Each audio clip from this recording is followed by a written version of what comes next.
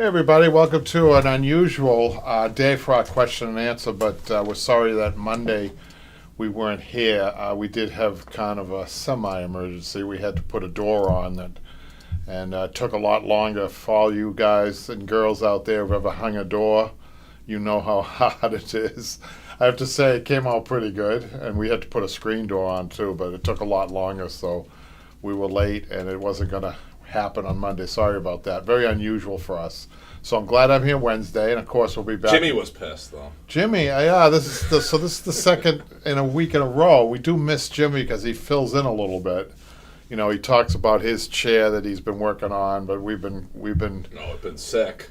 Yeah, we've been. I was sick. Headaches and things like that. So hopefully we'll sail through the winter now and get it all behind us. But so I thought today, well, I wanted to talk about the YouTube. I got a call from a gentleman who I think he was from the South somewhere, Tennessee or something, and he was watching an old video. Sometimes I even forget some of the videos we've done, right, Patrick? Right. This had featured on it a cut velvet, and he wanted to know where he could get cut velvet. So I did tell him to go on to us. We do work with Greenhouse. We have Greenhouse Fabrics, and they do have cut velvets. But he said that he didn't like the fact that the background was, I think, like a light color. But you know, a cut velvet is fabric where it's cut is just no velvet. The shapes and the patterns are in the velvet itself, and then everything else is just the backing of the fabric. So he was wondering if he could get that colored, or if it comes in different colors, the background. So I suggested that he look at some vintage. He needs to find vintage cut velvet, which would be a big difference. So that's always a good source. Etsy, or I don't know if I can say that, Patrick. One of those sites for vintage. He was telling me that he has an antique Model T. And I guess he found somebody that had bought out a whole warehouse full of the fabric or the leather or whatever they used on Model Ts. I'm not sure. This guy had all the fabrics. Wow. Yeah. So he got that's blinking. Does that mean anything? That microphone? Oh, well, there's only 16 minutes left on the battery. I'm surprised it's doing that now. Aha. So he'll be able to switch that out, you guys. But anyhow. So that was a call. We've been getting a lot of feedback, verbal stuff like emails and stuff like that from YouTube and the online classes. But Facebook has slowed down a little bit, I think. It's because Jimmy hasn't. Has Jimmy been okay in those people? I think he does that, I think right? Jimmy scared everybody away on Halloween. But Facebook, don't forget, you guys, the Facebook forum, Broadway Upholstery School Facebook forum is a great source. This show here, the question and answer, I think is a good source. By the way, if you guys are watching and you have a question, or if you have a question, I'll give the answers. But if you have answers too, we have upholsterers that are tuned in. Sometimes I'm not sure if Randy is with us, but he always weighs in nicely with people. A lot of times in the comment section, I don't even have to really reply, so that's good. As usual, so if you have any questions during this live show, just call, just let us know, comment, and Patrick will read it out. The YouTube, I think we're well over 20,000 now, Patrick, Yeah, right? to 21. 21,000, that's Almost. great. I heard another station getting all excited about getting 10,000. Yeah, so we were too back then. we were excited with 10 and 20, and I we'll think... look back on this and say, Yeah. 30 and 40. But I think some of my favorite calls are from people who have started a career, whether it be DIY or actually a storefront, and we've had people do that.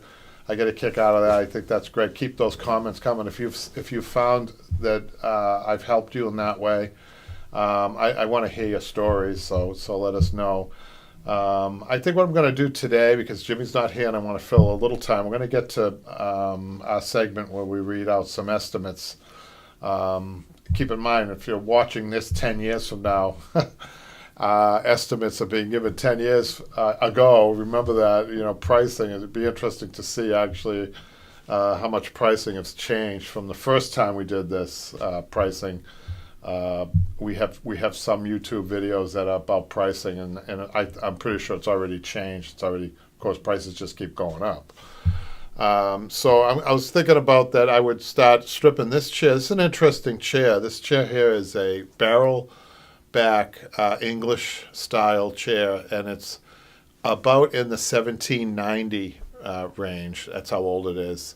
And what's interesting is that this is not the original fabric, but I want to take it apart while we're on live, and I want to see what's underneath. Hopefully, I'll be able to see some remnants of the original fabric. I'm real curious about that. Might have even been a leather, but the fabric that's on here now is one of the first synthetics, which I thought you guys might be interested in seeing. This stuff is as dry as can be. And actually, when I picked the chair up, Michaela noticed that I had all green powder on me from the original, this is Herculon, and one of the original, synthetic fibers out there, and it's definitely 1970. So the fabric has been on here for about 50 years. Before that, I'm sure, I'm hoping that this is the second upholstery, and I'm going to be doing the third upholstery.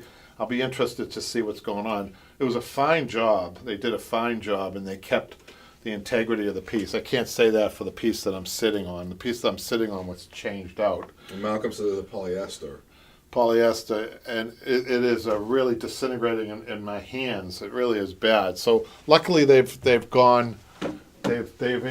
really had improved on synthetics. They've refined it so that sometimes we're fooled by, when you compare synthetic to a silk, for instance, you'd think you couldn't tell the difference. So they have improved on it. But for 50 years, I guess we can't complain. So I think I'm going to start taking the bottom off. And if you guys have any questions, I do want to just let you know that these are my 3 tools that I use to strip furniture: the tack remover, the ply grip, or the side cutter, sorry, and the mallet, the wooden mallet. Not a rubber mallet, not a claw hammer, not your tack hammer, but a wooden mallet, because it has that large surface area, and when you're hammering like this, you're not looking up here, you're looking down here, and you're tapping. So that's what I use, those 3 mainly. Now sometimes I'll take out a chisel if I have to. I'm not sure. I might even need that on this, because sometimes, hopefully, this is not going to fall apart on me, but if it does, I'll bring out a chisel and gently hit this down. So let's turn the chair up and take the cambric off first. I might skip a couple of steps just to get to. We have some YouTube videos. It's called Treasures of Upholstery, right, Patrick? Yep. And there goes our mic. That must have made a really bad noise. Sorry, guys. Sorry about your ears, but that probably shouldn't be on the table. Not the work table. Maybe, is it going to be okay over there, Patrick? Or is it still on?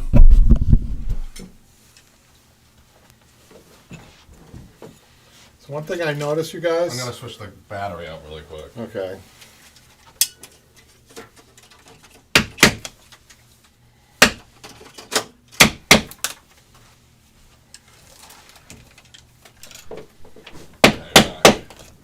Am I back? Yep, you're back.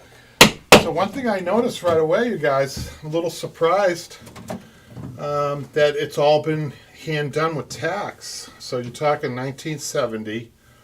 I'm trying to think now. The shops that I've been in, the first time I saw a pneumatic gun was probably in about 1985. So before that, at least in the shop that I was in, we were spitting tacks. As a matter of fact, this chair comes from Newton, Mass, where I first started, and I think that it's possible that this was done in the shop that I was working in. So I started in the mid 70s, 75. So it's possible that I even delivered this, but I don't remember that. It's missing a caster, by the way, and I see it down here. Boy, I tell you, when you lose one of these, you're gonna know it. So you always pay attention to that, you guys. I'll put that back up here. So it's tacked. They were spit tacks, because I could tell because the tacks are rusted, and I'm pretty sure they're rusted because of the spitting of the tack. So this was done by a real professional upholsterer with his tack hammer. And he's got a pretty good line, you know, when you see some of these professional upholsterers that used to spit tacks, that's all they knew really. They didn't have the pneumatic guns. They're pretty good about the spacing, and they have this on really nicely done, you know. So let's just, I am going to skip ahead a little bit. I will, but this is what I use, you guys. I'll take every tack out. Let's see, they have a base welt that's been, the tacks have been spit on the base welt too, and thank goodness the fabric is not disintegrating, so I can use the fabric a little bit. So what I do is I'd cut the piping right about there maybe, and then I have a technique where I roll the welting and it's not cooperating. Sometimes you can roll it and take it out, it's not cooperating, but it's not so bad with the tacks. If it was staples, we wouldn't be having this easy time at all. So yes, I do undo the bottom, the entire bottom, I loosen.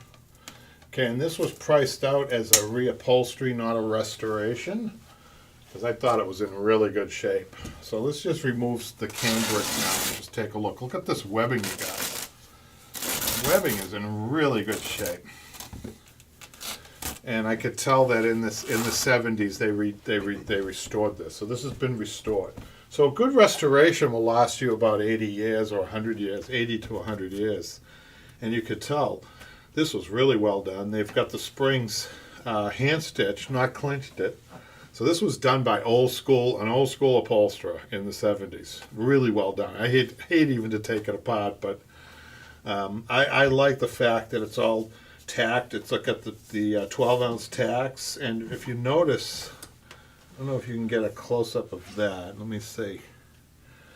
The spacing on the tacks, isn't that interesting? They've got it staggered. That their style was staggering the tacks. What I do, I'm pretty good about, like when I fold the fabric here. I mean the jute webbing. It's 1, 2, 3, 4, 5. I'm sorry, 1, 2, 3, 4. 5, and then 1, 2, 3, 4. So I have a total of 9 tacks. They have a total of 1, 2, 3, 4, 5, 6. But let me just see over here. Yeah, 6. That's interesting. But they've good. I mean, obviously it's lasted. So what I may do, because it's just a reupholstery, and I knew that, no restoration, we might just add a little bit of webbing or secure this a little bit just to make sure that it doesn't go. I might even put a piece of burlap over the whole thing, just to give it a little bit of extra strength. It's in surprisingly good shape, really good shape. So far so good on my pricing. So as you know, reupholstering is you're just getting, you're loosening the bottom. I'm going to loosen the bottom over here. And I'm not going to bore you with loosening the other stuff. I want to get to see if there's anything from the 70s that's stuck in here. You never know what you're going to find. A yearbook. I did go to school in this community. That would be cool if we found a yearbook or something like that. So all this would get loosened. So let's bring it up and see how they finish the outsides. So this is kind of neat. They have it stitched here, and obviously they're going to have it stitched on this side. So I may or may not do that. If I can get this all in one piece, I will. I'm not sure about the fabric. I can't remember the fabric they picked. Do you remember the fabric they picked for the screen chair? You know who that customer was? Yes, I do, and I'm pretty sure she chose another velvet. Okay. So if it's a velvet, guys, I can put it on in one piece. So I'd like to try to do that. So let's see what's going. Look at all that green powder. Yeah, look at it all. So let's see what they did here. I still can't tell what they did. Okay, they've got this all hand stitched, you guys. So I'll get my scissors out. This is really an unbelievably professional job that was done on this. So I first started, I can almost feel, I can almost sense, I almost know who did this. Some of these old timers that I worked with when I first started were in their 70s and 80s, and they were really good craftsmen. I mean, it looks like their handiwork. I hope I can find a signature. Forget about, that would be my treasure on this, if I could find a signature of one of these fellas, one of my mentors, that would be cool. So they've got it hand stitched all the way around, you guys. Isn't that cool? So what that means is it's easy to take apart. It's not blind, as we know, we use that ply grip a lot of times. Now this is a privately owned chair. So, wow, this is literally just falling apart in my hands. I've never had a fabric. It's all over your shirt. Yeah, too. look at that, I look like Kermit the Frog.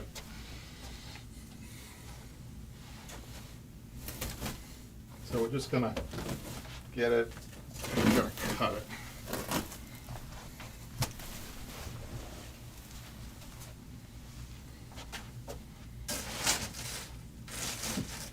Like that. And of course, then they use the cotton, the natural cotton. This is interesting, isn't it, you guys? It's an old chair. I'm wondering what I'm gonna find in here. I mean, in the way of dates or something, to see if I'm right about the 1780. That would be cool if we could find a date on that. So this is actually fun. I don't get to do this a lot of times. So I want to show you that one thing that they do, which is really traditional in upholstery. This is called a stretcher, and we use fabric from other jobs, leftover fabric usually, and that's what they did here. And then they tack that on. Another layer of tacks.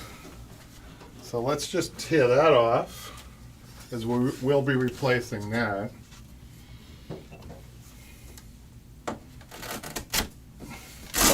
Oh, I want to show you something that's interesting, you guys. Look at this. Also traditional. Do you see this, Michaela? That's a chalk line to indicate the center. And it's the same chalk that we use today, and the same technique that we use today. You know, so I'll reuse that, but I will measure to make sure that it's right.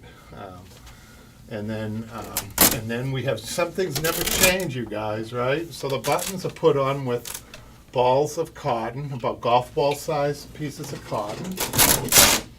Pull this down. Take this right off. And we use the slip knot. This is the slip knot, the same slip knot that we use today. And you could see that on one of our YouTube, at least 2 YouTubes we feature the slip knot on, which is very helpful for more than just buttons. But that's what pulls it tight. So I'm going to clip this, and that just released the button on the other side. But it's almost, you know, you hate to throw some of this stuff away. I mean, it is from the 70s. Notice the twine. That's a twine. I don't think I can get that twine anymore. I don't even think it's nylon. I think it's a cotton. We use a nylon twine today. So that's interesting. Let's keep going. So let's take out our first treasure trove, hopefully inside here. I feel like at the Curse of Oak Island when I come to these places to see what are we going to find, you know. And like I said, I think treasures, not just monetary treasures, but something from the 70s, like a matchbook from a local restaurant. Maybe the one that I even went to would be kind of cool. Something like that. Let's just see. So it's always the top layer. Notice that there's a little bit of a stretcher. They're trying to save fabric by sewing another piece of fabric onto the goods. They used to call them goods. Let me just come this way. Let me just open that up. Whoa, that's good housekeepers. Look at that, nothing. But usually it's on the sides anyhow. So let me turn it. Again, even the cotton has been tacked on. There's not a staple gun to be found probably for another 10 or 15 years in this upholstery shop. Let's just take these off. Any questions or comments? Anything on there? Comments, questions?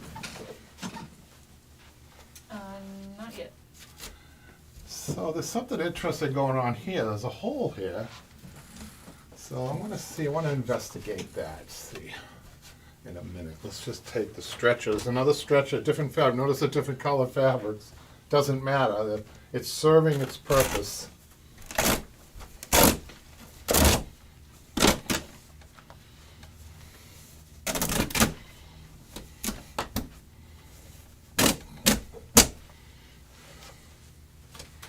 So different fabric here. Actually, this fabric here is from the 70s too. This was probably another job that they were working on at the same time that they were doing this. Let's take this off. Jimmy's on. Jimmy's on. Jimmy, Yeah. we miss you. Wow, it's snowing in Idaho apparently. I'm kind of jealous. Deborah says. Jimmy, is Jimmy in the rec room at the prison? Is it? Oh! They're letting him watch the TV. Just kidding, Jimmy. Let's open up this pocket to see if we've got anything. Jimmy wants to see more of this. Oh yeah? Yeah. This is good, isn't it, Jimmy? There's absolutely nothing in here. Nothing. It's as clean. It's the cleanest thing I've ever seen. Except for the fabric disintegrating. But I do want to point this out. This is interesting, you guys. There's a hole here, all right? There's a hole right here, and I have a feeling that that hole was for a button. And I'm going to run a needle through there. I'm just curious. Notice the stock on this, how thick this is. This is really well made here. I'm just going to run my needle through here. So, I think that hole was for a button. Because the reason that hole, let's see if it's on the other side. I'm just curious, because they might have changed the array of buttons. And I have a feeling it might have even been tufted. A lot of these chairs that you see, these English barrel chairs, are tufted in leather. You go on Google it, you'll see beautiful leather chairs.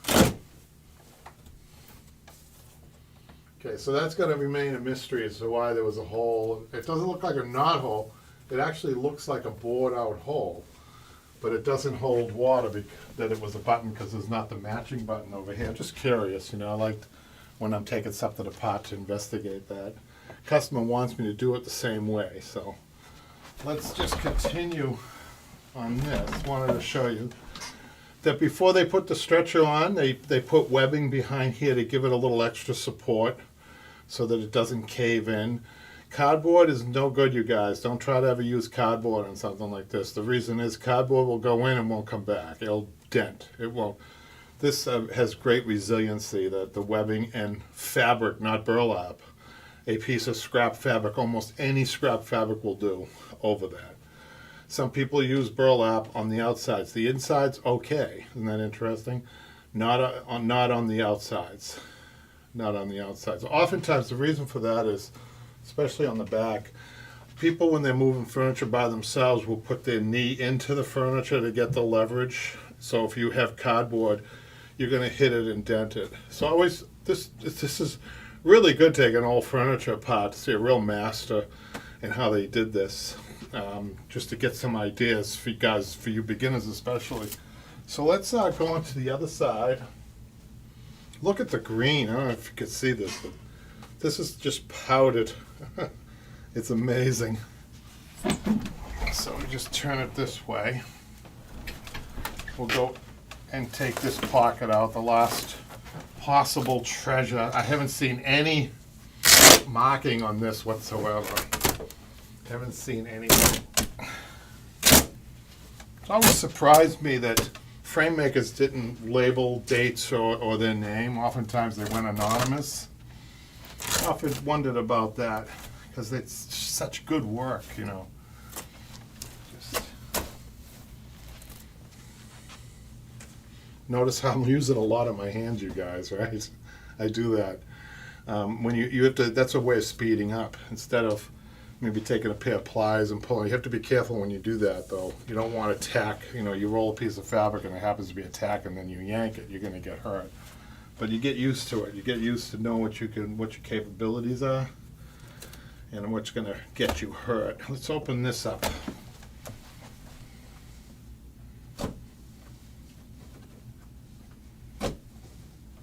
I can't believe how clean this is. There's not even any crumbs in here, you guys.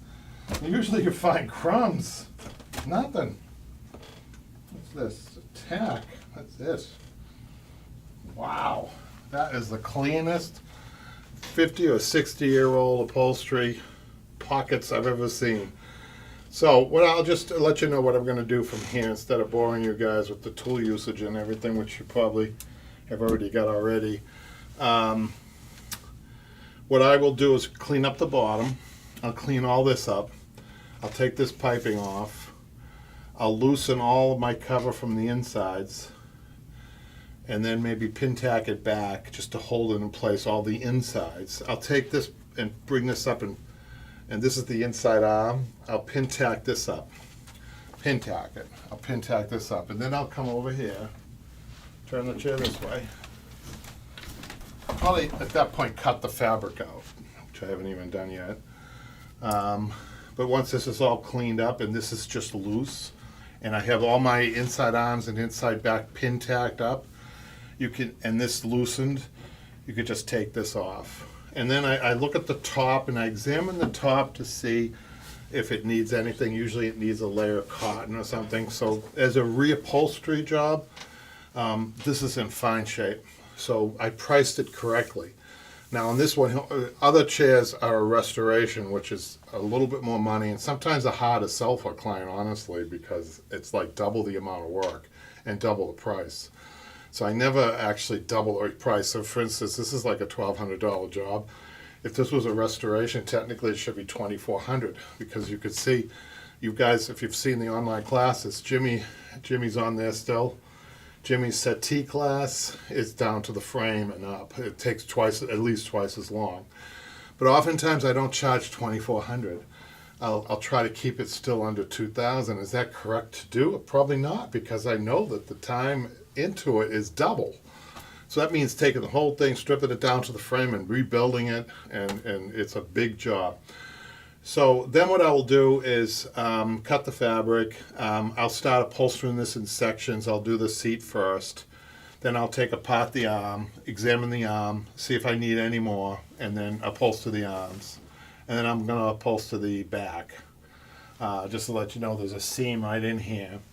I'll upholster the back. I'll put all the buttons in. Remember to put your buttons in before you put your outsides on, you guys, right? You know why. And you know, German needle, you can put a button on a chair that's been upholstered or repair on a piece that's been upholstered with the German needle, but you need, on a German needle, you need at least 3 or 4 inches on the back to have the clasp kind of fall back. If you guys have seen my YouTube videos, you can go to another one which we show how to repair a button, right, Patrick? There's 2 on there. Yeah. One, we show how to remove the outside back, and then repair a button. That's a little hard. Or another one is with the German needle, and then another one still we have, I think, a third one, Patrick, which shows how to do a homemade job and kind of put together a German needle kit and a homemade kit. Right. With the washer and the thread and everything else. One. Yeah, everybody likes that. Some people have innovated that. They've told me they've used other things for that. Right. So you guys should check that out. Let me just catch you up here. Deborah says, have you ever done a bonnet chair? I'm working on one now. A bonnet chair? Is that a silent T or a bonnet chair? No, but, Michaela, do you have the picture of that chair that was sent to us? That was the oddest chair I've ever seen. Oh, yeah, that's on the email. Is it on Did he ever do that one? Yeah, you never actually responded. I know, I'm going to have to. I don't know what to tell him. Wait till you guys see this chair. It looks like a big knot. I don't even know. It looks like a pretzel. It looks like a pretzel. Yeah. If she can find it, we'll show you. But I think I'm done with this. Explaining this somewhat. I want to get away from that's powdered stuff. It's messy, huh? Wow. So I think Malcolm. If you open that email. Can I do Malcolm's question? Yeah. He says, does 12 to 24, does that include top fabric? 1200 to 24? The $1,200 is just labor, Malcolm. So $1,200 labor plus, I think I estimated 6 yards of fabric, and as Malcolm, as you probably know, the average fabric's about $88 a yard now, or 80. So 80 times 6. Did I say 6? That's another $500. So this total, not including tax on this chair, it comes in at about $1,700 for reupholstery. I think a lot of upholsterers get stuck on this. You have to offer 2, sometimes 3 pricing. So one would be a reupholstery only, and I explain that to people because they'll always ask, what's that mean? That's my lowest price. That's taking the old fabric off and reupholstering it and adding what I need to add for freshen cotton. I freshen it up with new cotton, of course, and that's it. The second price is total restoration, which is at least double, like I just discussed. There's a third category that you should get used to this. Let's say the seat, like on this one here, the seat needs to be resprung. So that's kind of like a third category. That's kind of a half restoration, half reupholstery, right? So you're putting more work in. And the other way of looking at this, if you want to just add up your hours, your total hours, and upholsterers are notoriously bad at this. We're not as good as plumbers. Plumbers know every minute of the day, right? And they I don't know how they do. What do they have, a calculator or something? But upholsterers oftentimes, we don't count our time, for instance, for stripping a piece of furniture and things like that, pickup and delivery, things like that. We're kind of, I think because our job is less, it's more personal. You get to know people, you talk to people, like you try to save them. You get into like this rapport, you're trying to save. You might be on a borderline, somebody's just borderline paying for the reupholstery. And then you offer things like free pickup and delivery if it's like around the corner or in the next town over or something. So we're constantly, we don't play, I don't think upholsterers play by the same rule book that the plumbers play, but I think that plumbing is different. I mean, once you get a clogged pipe, right, Patrick, you need to call a plumber. You're not going to, many people aren't going to do their own pipe work, right? Right? Did you show the chair? Huh? Did you show the chair? What? Did you show the picture of the chair? Oh, not yet. Don't I forget want that. to show that. I kind of drifted there a little bit. Malcolm. Malcolm has another question too. Yeah. Show that first, so you don't get. Which one? It's from November 3rd. He sent a request as one email and the photos separately. November 3rd? Yes. That's okay. That's Scott. Okay. So do you want to do that one right now? I just want to show. Yeah, we can do that now, but I want to show. Gee. What it looks like to me is a ribbon. It looks like a. It looks How do like you a even ribbon. sit on that? Doesn't. I don't think you do. Do you? I can't tell you what his last name was, but it's kind of funny. It kind of goes along with the chair. It looks very bumpy. So, they saw the email. Do you want to read the email? I think the email's interesting. that he Yeah. sent. Yeah. Yeah. So he says, "Good morning. I came across your website and watched a video where you took on a womb chair project, and having an appreciation for the difficulty involved, I thought I would see if you might be interested in helping me with my Pierre Paulin ribbon chair. I'm concerned that someone else might not have the sort of patience you demonstrated with a challenging chair like this, as you did in your video. Please let me know if it is something you would consider. I am not sure if it has ever been reupholstered.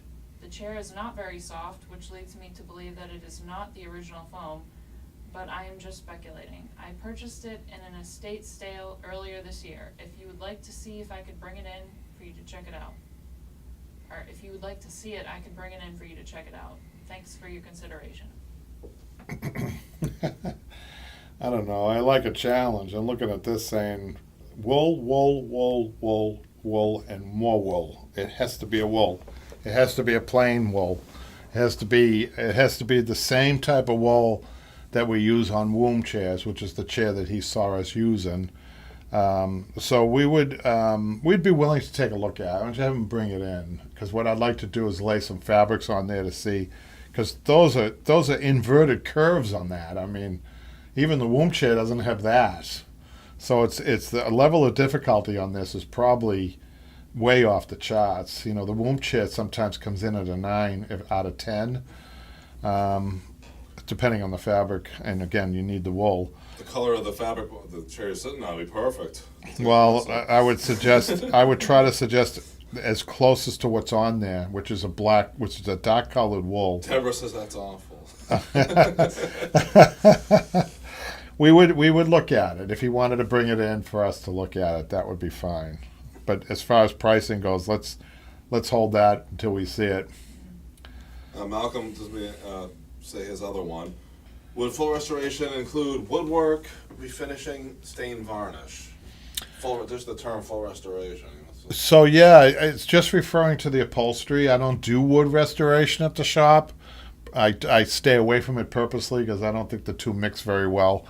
And I try to recommend, I really do, I know you woodworkers out there probably won't like this, but I try to convince people to keep the original finish, including any patina or any spot where Uncle George or Great Uncle George was right-handed and you know, he wore off the finish on the right arm, you know, things like that. I think most people agree with me and they keep things. Now, occasionally what I'll do is I'll just not even charge for this. I'll clean it. I'll clean the wood up if it needs it, like if there's paint on it. I'll take a very fine steel wool and some Old English, some polish, not the polish, but the stain. There's two Old English, you guys. There's the polish, as you know probably, and then there's the stain. It's all dark wood. I never do fruit wood. I stay away from that. I cannot touch up fruit wood. I mean, that teak oil sometimes can do it, but I stay away from, if there's a fruit wood, I just leave that for the professionals. But I'll clean something up. Sometimes just, you know, it's kind of nice to clean up legs just to give that nice fresh smell when somebody comes in. I dry it, you know, I'll go over the whole thing with the stain, with the muslin cloth, and then I'll go over it again and dry it, you know, take the excess off. And I won't do that right before I deliver a chair, maybe a day or two before I deliver a chair or before the client comes in. Just enough that it's dried, but enough that the scent or the smell of the nice fresh wood is there. So that's kind of a nice thing to do. I think people always appreciate that. And it's another freebie I do. I know some people charge for that, but you know how long it takes me, you guys, to do that, even if it's paint here and there with this 5 minutes on something like this. 5 minutes, that's it. And so it's probably a nice idea, customer service idea. Is there any other questions or comments? Deborah sent a picture of her chair, the bonnet chair. Oh, can we see it? You go to the forum.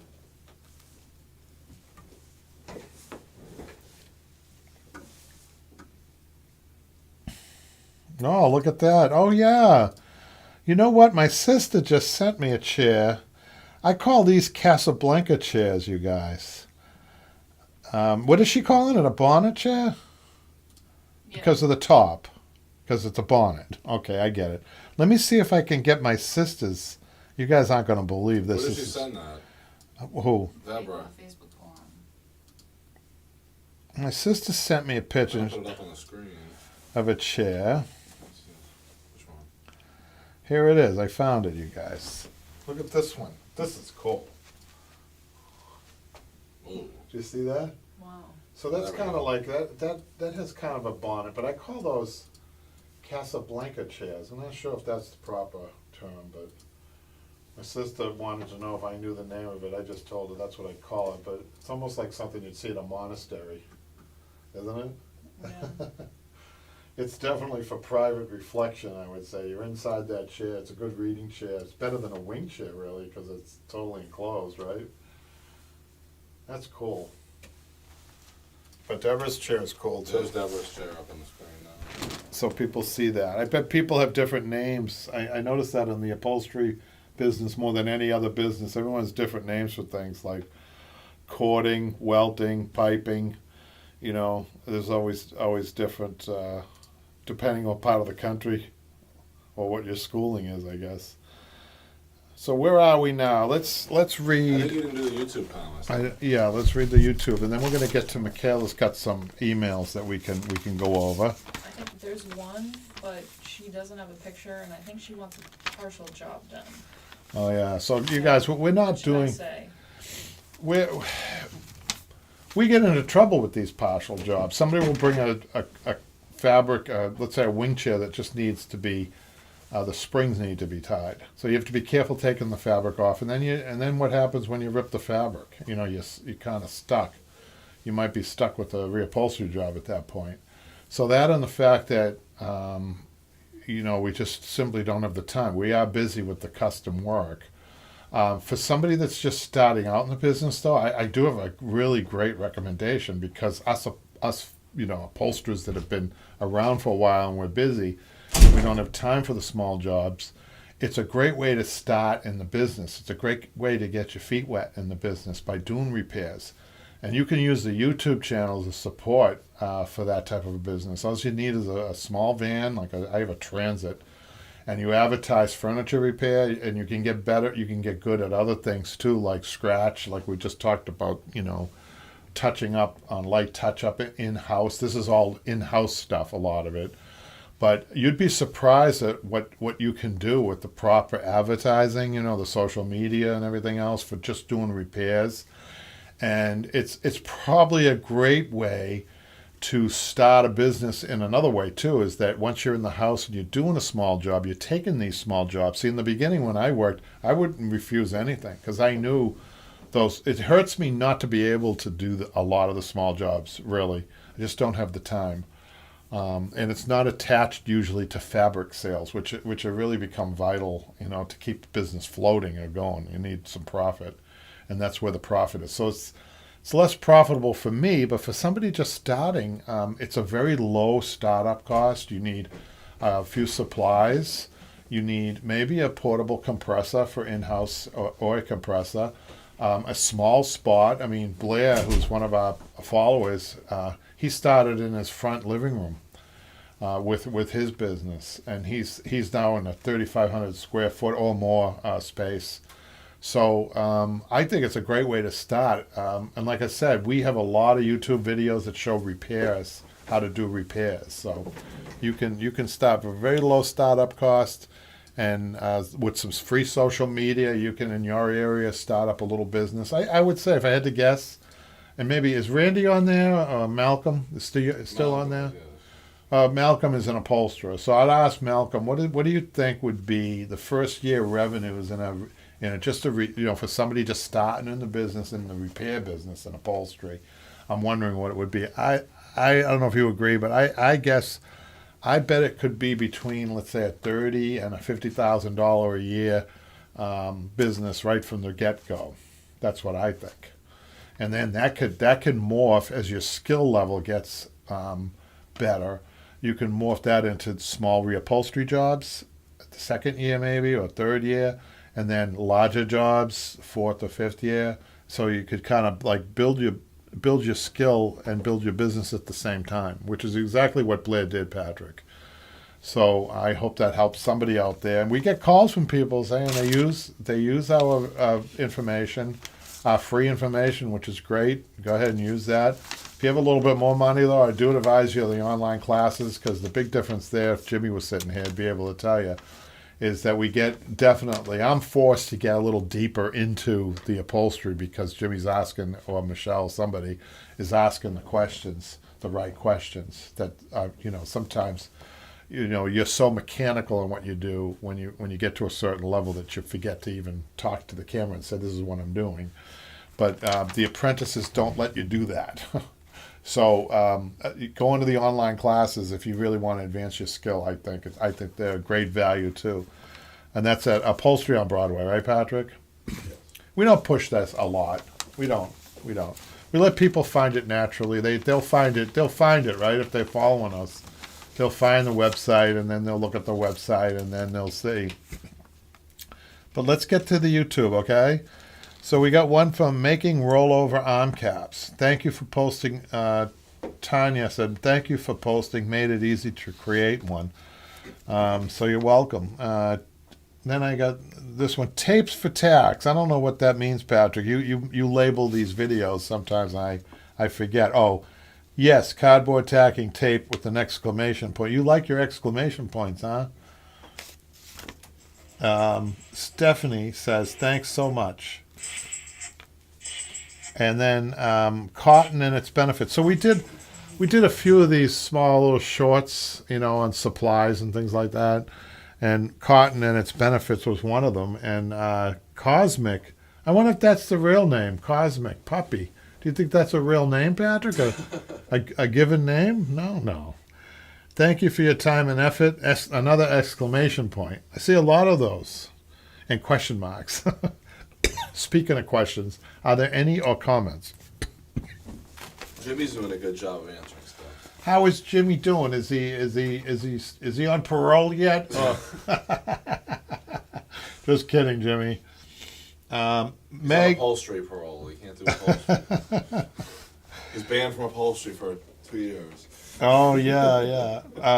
On this one, the womb chair restoration A to Z project guide part 2. How many parts was the womb chair? Do you remember, Patrick? Like 5. 5. That was funny because I think Randy commented, tools are flying all over the place. I'm like kind of like panicking myself on this project because I'm on film. We're trying to get this thing done for a customer. And, like I said before, every time I look at a womb chair, I look at it and I say, this is impossible. Why did I take this? And then you get into it and your skills come out. I have to admit, I think womb chairs are one of the most difficult things. Now, they're probably a 9 or a 10, like I said. But that chair that we saw earlier, though, that ribbon chair, that thing's over a 10. What kind of a nail gun is being used? Well, it's one of our best guns that we have. It's a staple gun. I don't call it a nail gun. A nail gun, to me, a thicker. I had one today in a skirt from Henderson, which is a very famous furniture company. They actually did use nails to put the skirt on. They were like this long. I think it was a little overkill because I think our 1/2-inch staples are more than enough. But we call it a staple gun, and it's a BEA, and we do have those offered on Upholstery on Broadway, Patrick. It's the best gun. You guys have heard me talk about why it's the best gun. It's the best gun because any compressor and hose system that you use with any staple gun, any compressor has a low cycle or a cycle where it's not as much pressure in the just before it kicks on back on. Usually your pressure gets low. The thing about the BEA gun that's different from any other gun that I've used is that it works on low pressure.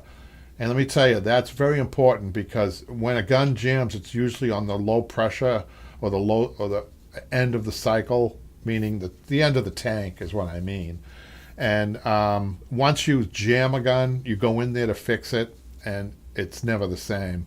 And if it happens continuously, before long, you have a gun that you can't use. But the BEA gun, I have one that I've had for years. It's not jammed once, if you can believe that. So it's a great gun. It's definitely worth the investment if you're into this, even in your journeyman. Steve, any questions, Patrick, or comments before I move on to Steve? The live upholstery show, Learn Upholstery Today, question and answer. Not sure when this is. He says, I didn't know that horsehair was even available nowadays. That is awesome. Yeah, we have some in the studio here, I think, Patrick, somewhere.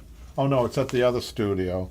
We have half of a box of horsehair, 15-pound box of horsehair, which for a friend of mine, Lewis likes horsehair. I'm going to be using that for one of his cushions, Patrick. And people ask all the time, like, these two guys volunteered down at a horse farm down in Connecticut. And I think that's a noble thing to do. Horses are such a noble creature themselves, and these two volunteer and they raise money.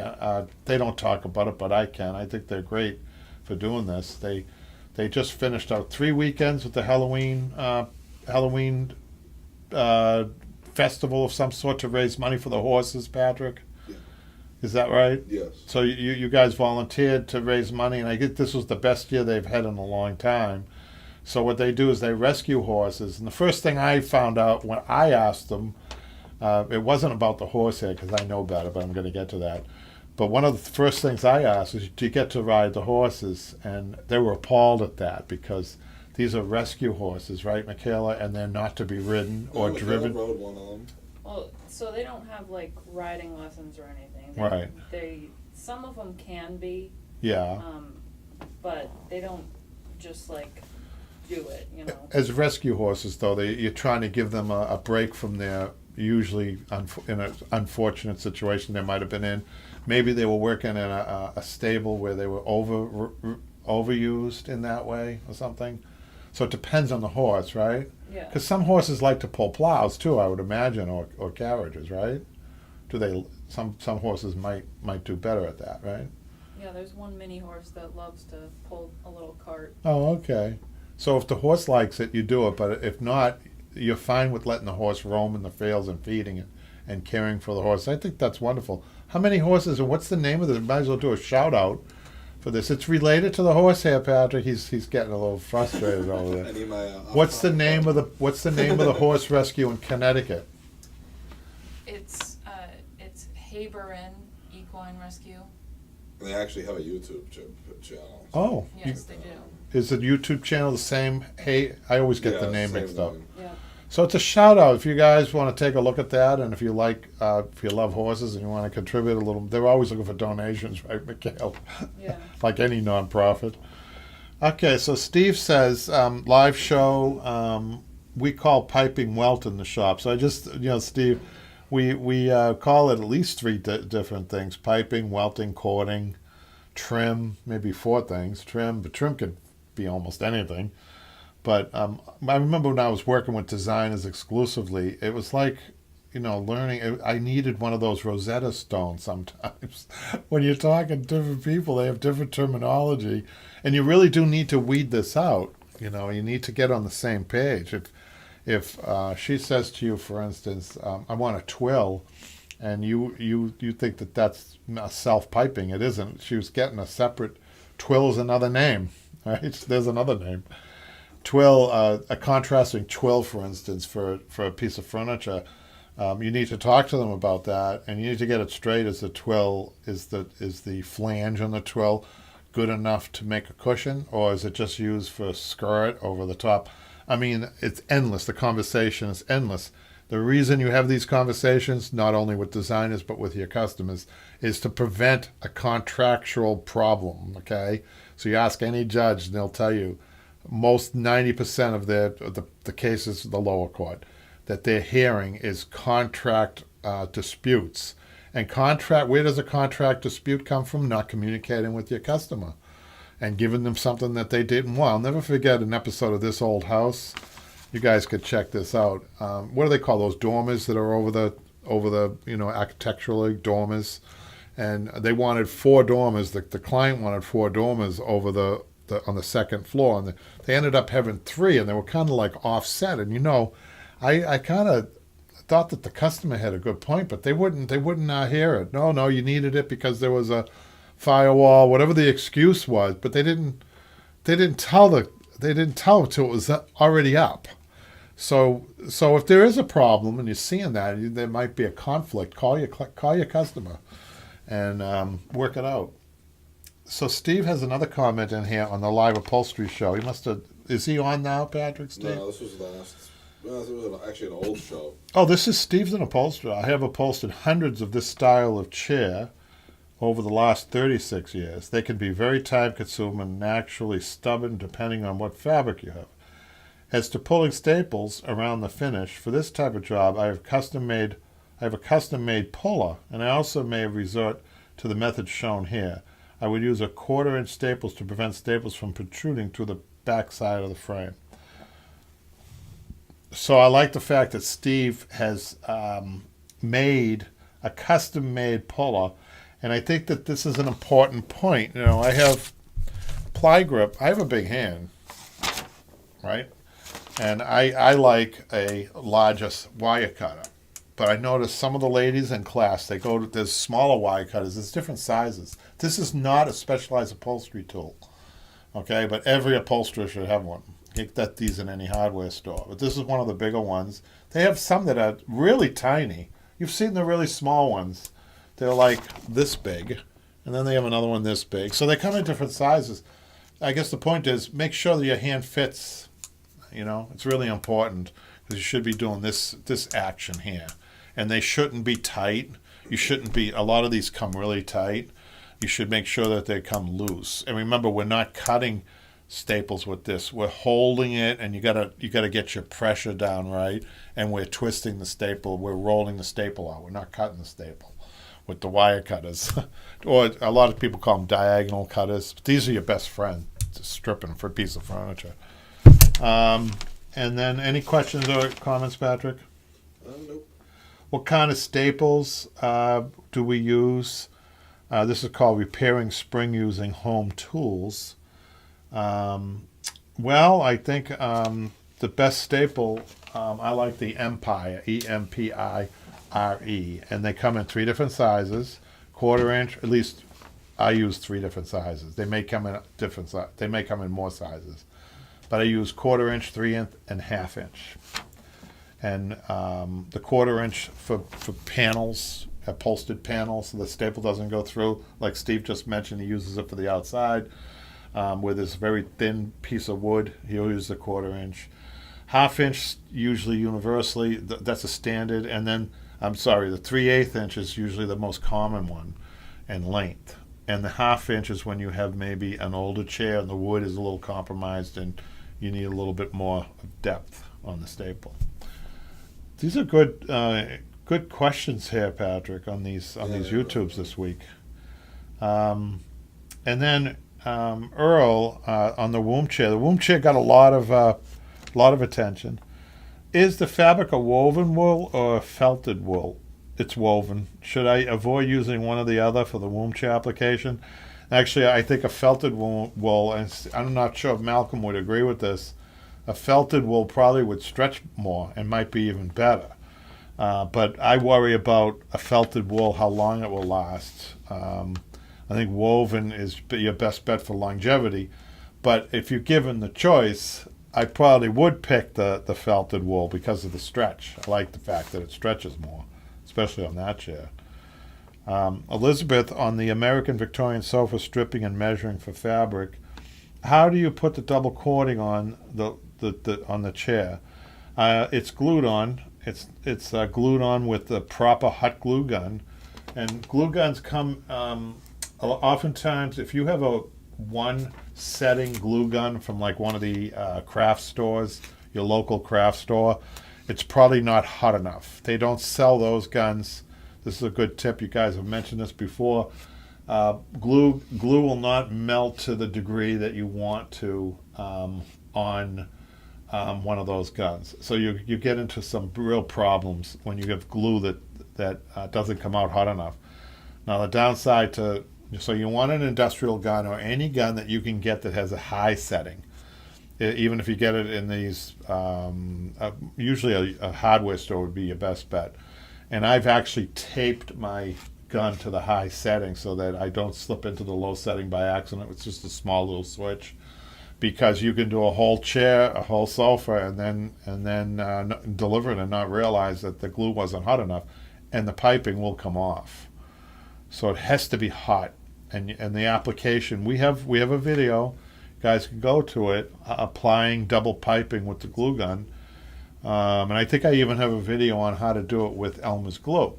So Elmer's glue is good because it doesn't take it's like a 3-second time frame for getting the hot glue, a double piping on hot glue, which kind of, for a lot of people in the beginning, for beginners, that's a little nerve-wracking, working hot glue, and you only have like 1001, 1002, 1003 to get it to adhere. But the Elmer's glue, check out the videos. The Elmer's glue, you don't have to worry about that. Malcolm says, do you use galvanized or liquor finish? I have the lacquered. Yeah, I have the lacquered. The other ones are used on boats, I think. They don't rust. I think you have to be careful where you are, when you're upholstering. If you're doing some oceanside or even beach furniture, along for a house on the beach, you probably want to make sure you don't get rusty staples. He says felt will fail under tension. Yeah. Kathy, she says the upholstery show Happy Halloween. You are a good dude! ! You remind me of my old boss! I've been in business 25 years, and this is my first request for a French tufted 110-inch cushion. I'd love to hand stitch, so Amy, any tutorial would be greatly appreciated. Wow, she's got a loose cushion. Is that right? First for a French tufted cushion. Wow. I think we had a hand stitching video. No, she's talking about tufting. We have a tufting video. She can apply the tufting video to the cushion, I think. She could check that out. I'm pretty sure we have a diamond tufted. One of our videos, if maybe it's within one of the A to Z, Patrick, but there's definitely tufting that I show people how to diamond tuft. I know that world's biggest couch was tough. I remember that thing. That was crazy. That was crazy. All right, that's it for the YouTube questions. Any other questions or comments on there, Pat? Malcolm just followed up. He said stainless steel for marine/lake. Yeah, and any body of water, right? I would assume. Yeah. So, Michaela, do you want to read? Is there one or two or any? Well, I answered her and I asked for a photo. Oh, okay. So we don't estimate unless we have a photo, which is another good tip for you guys. And and I'll mention too the new technology. I call it new. I know. How long has text messaging been around, Patrick? How long has it been? How long has phones the capability of sending a picture with a text? How long? 15 years? Well, I remember in the early 2000s, I had a phone that could send pictures. 20. They weren't very good, but I mean, I guess commonly. When do you think commonly that I'd people? say when the first iPhone came out, 2006. So 2006. So that's really a short time. That's only about 15 years. So in 15 years, before 15 years, we would oftentimes have to go out and take a look at a project. We couldn't, or people would have Polaroids, Patrick. Yeah, A lot they'd of, mail you a photo. or they'd mail me a photo. But a lot of people But didn't. email was around before that. Email though is a lot harder, I think. But anyhow, the point is, this is wonderful that people can send pictures. It saves us an enormous amount of time. I mean, going way back when I first started, every call, you'd get a call, and can you come out? I want you to look at the furniture. You'd have to go out. This was 40 years ago. And, you'd be going out and not getting all the jobs. You could be wasting a whole day just giving estimates and not get any work. I mean, sometimes, though, when people would say that you have a better chance of closing if you meet somebody in their house face to face, but these phones really, and this method that we do, we don't give any estimate until we see a picture. That really works for us, anyhow. So, any other questions or comments, Patrick? Because I think that don't forget to thank Jimmy. Oh, yeah. For being on there. Thanks, Jimmy. That was a good help. And thank him for the Facebook. We usually would thank Jimmy for doing the Facebook forum work. Yeah, and we'll definitely be seeing Jimmy this Monday. Yeah, It's definitely, been a couple Jimmy. of weeks here, so. Yep, and I'm going to be seeing And him. all you guys on Monday. I'm going to be seeing Jimmy tomorrow night, Thursday night. Jimmy has taken one of my online, my in-house classes, and that's been a lot of fun. And Jimmy has told me that he's enjoying that. So we aim to please, right, Pat? Yep. And more of those where that came from. A lot of other Yeah. classes lined up.